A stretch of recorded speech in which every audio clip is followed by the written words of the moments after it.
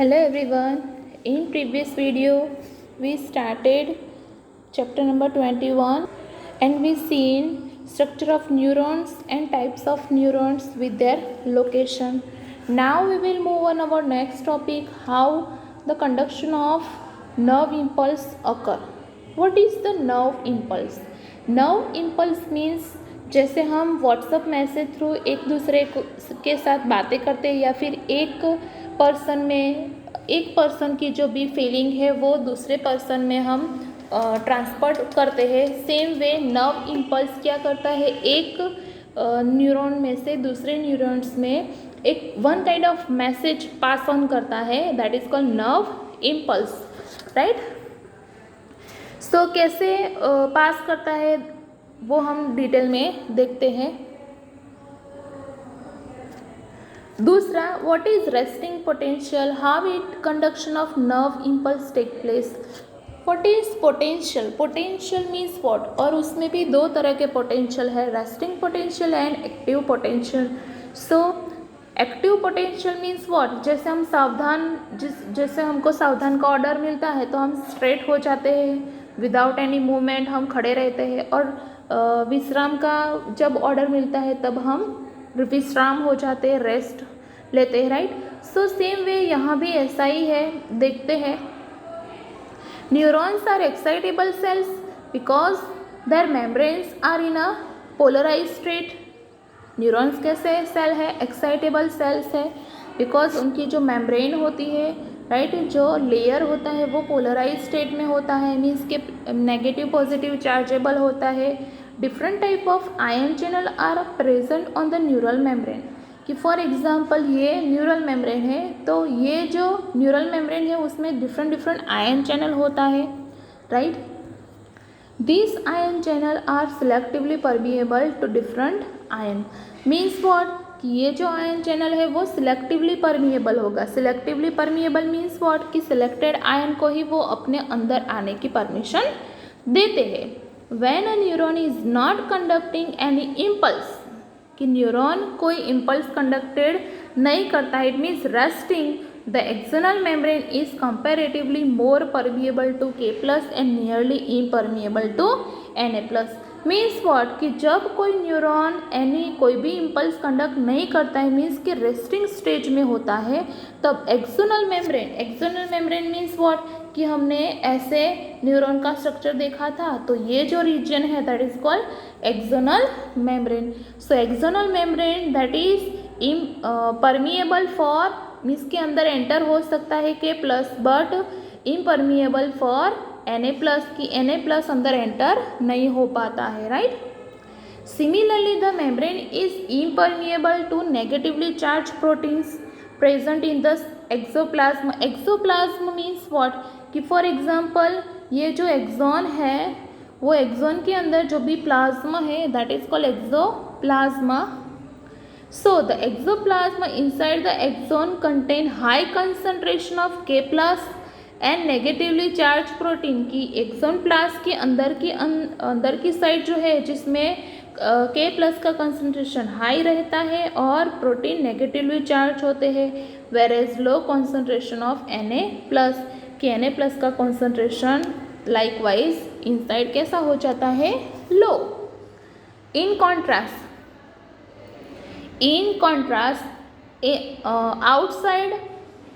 exoplasm inside exon contain high concentration of K+ and negatively charged protein and low concentration of Na+. That means ये क्या है, resting potential है, resting potential। ये आप diagram में देख सकते हो कि यहाँ Na+ एंटर हुआ है तो इसके ऑपोजिट की साइड हमको बता रहे हैं, so that is called resting potential. So in contrast outside of the axon K+ low concentration, K+ का कंसंट्रेशन लो होगा एंड Na+ का कंसंट्रेशन हाई होगा, that is form concentration gradient, की आउटसाइड K+ लो होता है और inside outside K+ low and Na+ high होता है, that means concentration gradients form होता है। So these ionic gradients across the resting membrane are maintained by transport of 3 Na+ outwards and 2K+ inside the cell. कि ये जो concentration gradient है वो maintain कैसे होगा? जब 3Na+ आउटसाइड ट्रांसपोर्ट होंगे और 2K+ इनसाइड ट्रांसपोर्ट होंगे तब वो मैनेज होगा, मेंटेन होगा. As a result, the outer surface of external membrane is positively charged. As a result क्या होगा कि आउटर साइड जो मेम्ब्रेन है वो पॉजिटिवली चार्ज होगी और इनर साइड नेगेटिवली चार्ज होगी. राइट, यहाँ आप देख सकते हो ये जो रीजन है वो आउटसाइड पॉजिटिवली चार्ज है और इनसाइड नेगेटिवली चार्ज है. So the electrical potential difference across the resting membrane, that is called resting potential, right? Or we can say depolarization, right? Sorry, repolarization. उसका मतलब क्या होता है? Resting potential means what? Resting potential means repolarize. उससे उल्टा polarize, depolarize. When a stimulus is applied, means what? Stimulus means what? कि neuron excite होगा. When a neural membrane excited, or we can say a stimulus is applied at point A on the polarized membrane. कि जब कोई impulse आता है A location पे, right, तब it become freely permeable to Na+, कि Na+ के लिए वो फ्रीली परमिएबल होगा. So Na+ influx is follow by the reversible of polarity, means Na+ अंदर की तरफ जाएगा. It means outer membrane is negatively charge and inner side is positively charge. कि Na+ अंदर गया मीन्स अंदर की साइड प्लस चार्ज होगा और आउटर साइड नेगेटिव चार्ज होगा. Right, so the polarity at the side A is reverse and hence depolarise. ये जो प्रोसेस हुई that is called depolarisation.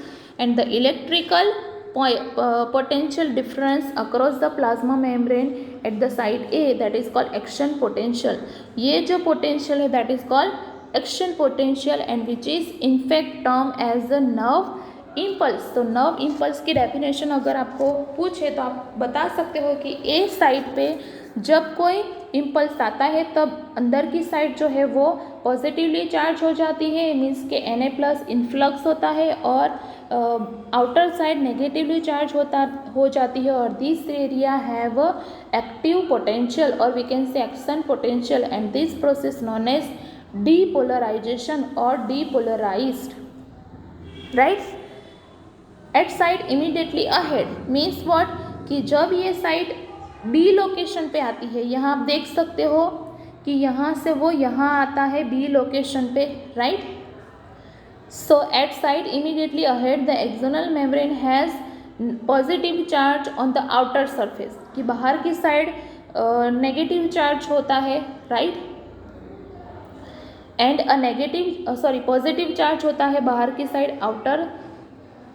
The external membrane has positive charge on outer surface बाहर की side and negative charge on inner surface. So as a result a current flow on the inner surface from site A to site B. कि ये जो impulse होंगे वो site A से कहाँ जाएंगे? site B तक जाएंगे. right, so on the outer surface current flow from site B to site A to complete the circuit of current flow. Hence the polarity at the site is reversed and an action potential is generated at site B. कि वापस अब यहाँ B location पे फिर action potential generate होता है. So the sequence is repeated along the length of the axon and consequently the impulse is conducted. So the rise in the stimulus induced permeability to Na+ in short lived means what, कि जब हमको कोई भी stimulus मिलता है, कोई excitement मिलती है तब Na+ अंदर जाते हैं and it is quickly follow by the rise in permeability to K+, कि वो के प्लस बाहर जाते हैं within a fraction of a second की सेकेंड के थोड़े ही पार्ट में ये K plus diffuse outside and restore the resting potential of the membrane. Means क्या होता है कि फॉर एग्जांपल मैं अपने हिसाब से this is neural surface, neural surface में अंदर की साइड नेगेटिव चार्ज होते हैं तो ऑटोमेटिक बाहर की साइड पॉजिटिव चार्ज होंगे, राइट। अब जब हमको कोई इम्पल्स अंदर एंटर होता है फॉर एग्जांपल इतने लोकेशन में, तो अंदर की साइड Na+ आते हैं तो अंदर की जो मेम्ब्रेन है वो Na+ हो जाती है, तो ऑटोमेटिक बाहर की मेम्ब्रेन कैसी हो गई, negative. So this region have active potential. अब ये जो एक्शन पोटेंशियल है वो यहाँ से यहाँ मूव होता है, तो जब ये इम्पल्स यहाँ मूव होता है तो वापस वो सिचुएशन आ जाती है एक्शन पोटेंशियल की, और ये जो रीजन है वो रेस्टिंग पोटेंशियल में आ जाता है, मीन्स रेस्ट लेता है, राइट, रीपोलराइजेशन में आ जाता है। फर्स्ट क्या था वो पोलराइजेशन में, समझ में आया।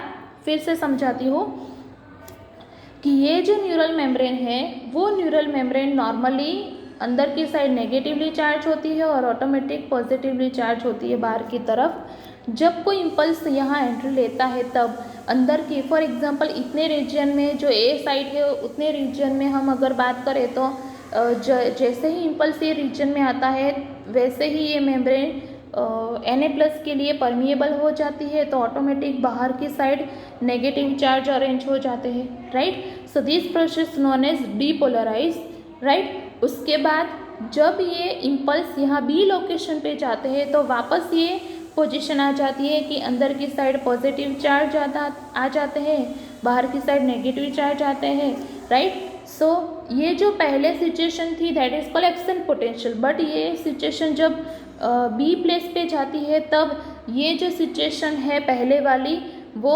रेस्टिंग पोटेंशियल बन जाती है और ये वाली जो है वो एक्शन पोटेंशियल बन जाती है। बट ये जो होता है वो कब होता है, सिर्फ और सिर्फ जब उनमें से इम्पल्स रन होता है तब, right. So this is important theory, अच्छे से समझना, अच्छे से पढ़ना तो ही आपको समझ में आएगा। उसके बाद नेक्स्ट थियरी है what is synapse, how many types of synapse are found and discuss conduction of nerve impulse through synapse with diagram. तो फर्स्ट ऑफ ऑल मैं मेरी लैंग्वेज में आपको साइनेप्स की डेफिनेशन दूंगी कि हमने न्यूरॉन का स्ट्रक्चर देखा कि फॉर एग्जांपल ये एक न्यूरॉन है, राइट, उसके साइनेप्टिक नोब होती है यहाँ, उसके बाद वापस उसके नीचे ही दूसरा न्यूरॉन होता है। तो ये जो डेंड्राइटिस है, राइट, सेकेंड न्यूरॉन के डेंड्राइटिस और फर्स्ट न्यूरॉन की साइनेप्टिक नोब बीच में कोई फिजिकल कांटेक्ट नहीं होता है। सो ये दोनों के बीच में जो भी स्पेस होती है that is called synapse and that space में बी अराउंड 200 एंगस्ट्रॉम जितनी होती है, दैट इज कॉल्ड साइनेप्स। पता चला, एक न्यूरॉन का जो साइनेप्टिक नोब वाला रीजन होता है वो और उसके तुरंत वाले न्यूरॉन का जो डेंड्राइटिस वाला जो रीजन होता है उसके बीच में फिजिकल कांटेक्ट नहीं होता है and that reason known as synapse. Okay, so a nerve impulse is transmitted from one neuron to another neuron through junction that is called synapse. Conduction of nerve impulse pass through this synapse, कि कोई भी nerve impulse होंगे वो इस synapse through pass on होंगे। So a synapse is formed by the membrane, a presynaptic neuron and a postsynaptic neuron which is may or may not be separated by a gap that is called synaptic cleft। मैंने आपको बताया कि वो दोनों के बीच में एक gap होती है and that gap known as synaptic cleft and that gap around 200 angstrom जितनी होती है, right। Then types of synapse, there are two types, electrical synapses and chemical synapses। Electrical synapse means what? The membrane of pre and post synaptic neuron. Pre and post synaptic neuron means what? कि ये जो है वो pre synaptic membrane है और ये post synaptic membrane है, right. सो दोनों के बीच में जो न्यूरॉन होते हैं that is very close proximity. Electric current can flow directly from one neuron into the other across this synapse Transmission of an impulse across electrical synapse is very similar to impulse conduction along a single axon. Right? So impulse transmission across an electrical synapse is always faster than across a chemical synapse. Electrical synapse में जो भी impulse transmission होता है वो कैसा होता है, faster than chemical synapse. And electrical synapse are rare in our system. कि ह्यूमन के सिस्टम में इलेक्ट्रिकल साइनेप्स रेयर होते हैं. हमारी बॉडी में केमिकल साइनेप्स होते हैं, केमिकल प्रोड्यूस होते हैं as a neurotransmitter. Let us see. The membrane of pre and post synaptic neuron are separated by a fluid filled space that is called synaptic cleft. ये synaptic cleft में एक fluid होता है, उससे ये जो दो मेम्ब्रेन होती है pre and post synaptic neuron membrane, वो डिफ्रेंशिएट होती है, सेपरेट होती है. The presynaptic neuron transmit an impulse across the synaptic cleft to the post synaptic neuron. And these chemicals are neurotransmitter which are involved in the transmission of impulse at this synapse. कि neurotransmitter through impulse का transmission होता है. The axon terminals contain vesicle filled with the neurotransmitter. की axon terminal एक vesicle contain करता है जिसमें neurotransmitter होते हैं. When an impulse arrive at the axon terminal, it stimulates the movement of the synaptic vesicle towards the membrane where they fuse with the plasma membrane and release the neurotransmitter in synaptic clefts. क्या होता है मैं exactly आपको समझाती हूँ. ये क्या कौन सा रीजन है, तो हमने जो न्यूरॉन का स्ट्रक्चर देखा था उसमें ये जो नोब्स साइनेप्टिक नोब देखी थी वो नोब को जूम करके यहाँ बताया है. राइट. सो यहाँ एक्सॉन है, एक्सॉन टर्मिनल है, साइनेप्टिक वेसिकल है, देन प्री साइनेप्टिक मेम्ब्रेन ये जो है वो, then postsynaptic membrane, then this is synaptic cleft, then this is receptor and इसमें से न्यूरोट्रांसमीटर रिलीज होता है. राइट. सो फर्स्ट हम देखते हैं मैकेनिज्म केमिकल साइनेप्स की, कि when impulse are coming in axon terminal at that time presynaptic membrane will be depolarise. कि प्री साइनेप्टिक मेम्ब्रेन डीपोलराइज होगी और इससे ये कैल्शियम आयन चैनल होती है. यहाँ क्या होगी, प्री साइनेप्टिक मेम्ब्रेन में कैल्शियम आयन चैनल, जिससे calcium ion continuously pre synaptic membrane के अंदर inside the presynaptic membrane they will release. और जैसे कैल्शियम आयन अंदर रिलीज होते हैं वैसे ही ये जो साइनेप्टिक वेसिकल है जिसमें न्यूरोट्रांसमीटर है वो रिलीज होते हैं and they release in synaptic cleft. After releasing of neurotransmitter in synaptic cleft, receptor is present on post synaptic membrane. So that receptor, that neurotransmitter bind with that receptor, right, and they will transmit the impulse into next neuron through dendrites of next neuron cells. right. After that जो भी neurotransmitter होंगे वो acetyl choline esterase उससे जो enzyme होता है, फिर से एसिटाइल कोलाइन एस्टरेज एंजाइम होता है which are present in synaptic cleft. They will hydrolyse the acetylcholine in acetic acid and choline. क्योंकि वापस वो साइनेप्टिक वेसिकल फॉर्म होना ज़रूरी है, तो ये जो एसिटाइल कोलाइन एस्टरेज एंजाइम है वो एसिटाइल कोलाइन को एसिटिक एसिड एंड कोलाइन में कन्वर्ट करते हैं और वापस प्री साइनेप्टिक मेम्ब्रेन थ्रू अंदर फिर से वेसिकल फॉर्म होती है. सो ये आपको याद रखना है, acetyl choline esterase enzyme which is hydrolyse acetyl choline neurotransmitter into acetic acid and choline. Right. Okay. So ये हो गया केमिकल साइनेप्स. फिर से when impulse enter into the axon, at that time presynaptic membrane will be depolarized, axon potential हो जाएगी presynaptic membrane, and at that time calcium ion channel will be open and calcium ion will be released inside the presynaptic membrane.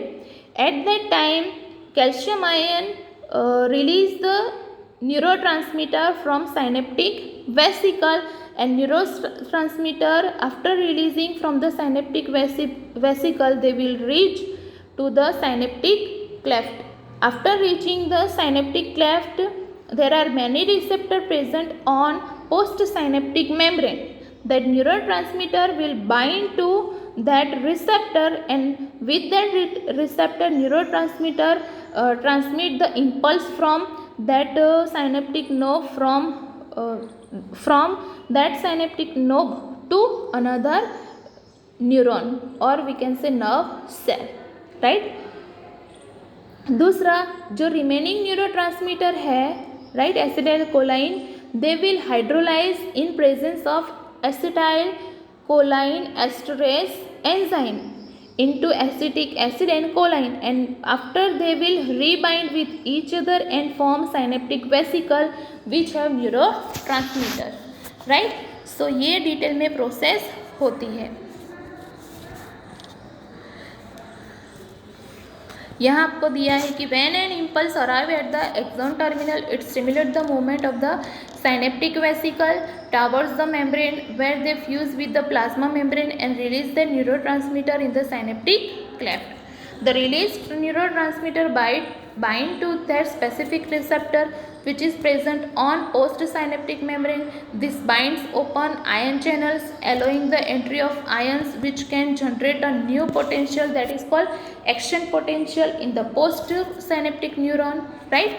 So the new potential developed may be either excitatory or inhibitory, right. So with that the theory of conduction of nerve impulse through synapse वो यहाँ ख़त्म होती है. So video 21 chapter में video number 1 and video number 2 में जितना भी मैंने पढ़ाया है वो सब आपको लर्न करना है जो एग्ज़ाम में आ सकता है, राइट. उसके बाद आपको माइंड दिया है. माइंड नॉर्मली आपको पता है माइंड क्या फंक्शन करते हैं, माइंड में कितने पार्ट्स होते हैं, बट नॉर्मली मैं आपको बता दूं कि सेरिब्रल हेमिस्फीयर, हाइपोथैलेमस एंड जो मेडुलर रीजन है that is very important region which have many center which is regulate our metabolic activity like respiration, excretion, blood circulation, metabolic activity, right. बहुत सारे activity को रेगुलेट करता है. और उसके बाद आपको माइंड के टाइप्स दिए हैं, right. Fore brain, mid brain and hind brain, उसके बारे में आपको ऑलमोस्ट पता ही होगा. और उसमें बहुत सारा आपको दिया है, ईच एंड एवरी पार्ट्स का स्ट्रक्चर एंड फंक्शन दिया है. सो आपको उसी के हिसाब से यहाँ जो दिया है उसी के हिसाब से आपको लर्न करना है. So brain that is very easy, वो मैं आपको नहीं पढ़ा रही हूँ, बट आप अच्छे से पढ़ लेना, अच्छे से देख लेना. और अगर जो भी पोर्शन, जो भी चैप्टर में नहीं पढ़ाया है उसमें कोई डाउट हो तो बेझिझक you can ask me any time, right. So in school time you can ask me any doubt, but you have to clear your doubts because this is 11th standard. It is your base for 12th standard. 11th standard अगर आपको 11th standard का base clear नहीं होगा तो 12th standard obviously नहीं आएगा, right. बहुत दिक्कत होगी. सो 11th standard जैसा गया है वैसा 12th standard ना जाए, इसीलिए आपको जो भी डाउट्स होंगे वो सॉल्व करने पड़ेंगे, राइट. सो इसी के साथ हमारा ये चैप्टर कंप्लीट होता है. आई होप कि आप जो ब्रेन वाला पोर्शन है वो अच्छे से पढ़ लोगे, अच्छे से समझ लोगे, राइट. और इसी के साथ हमारा ये चैप्टर ख़त्म होता है बिकॉज उसके बाद जो भी पोर्शन दिया है आई एंड ईयर का वो आपको रिड्यूस हो गया सिलेबस में. So not to worry, but आपको फर्स्ट एंड सेकंड जो वीडियो है वो अच्छे से समझने, अच्छे से लर्न करने, उसमें से आपको सब कुछ एग्ज़ाम में आ जाएगा. So in next session we will start our last and final chapter number 22, जिसमें हमारे बारे में ही हमको पढ़ना है. सो अच्छे से इंटरेस्ट लेके पढ़ना, राइट. सो इसके बाद मैं आपको टेस्ट की PDF भेजूँगी, अच्छे से टेस्ट देना। टेस्ट की PDF में से भी एग्ज़ाम में क्वेश्चन आ सकते हैं, सो अच्छे से टेस्ट देना, ऑनेस्टली टेस्ट देना। और we will start our new and last chapter, chapter number 22 in next video. Till that, thank you.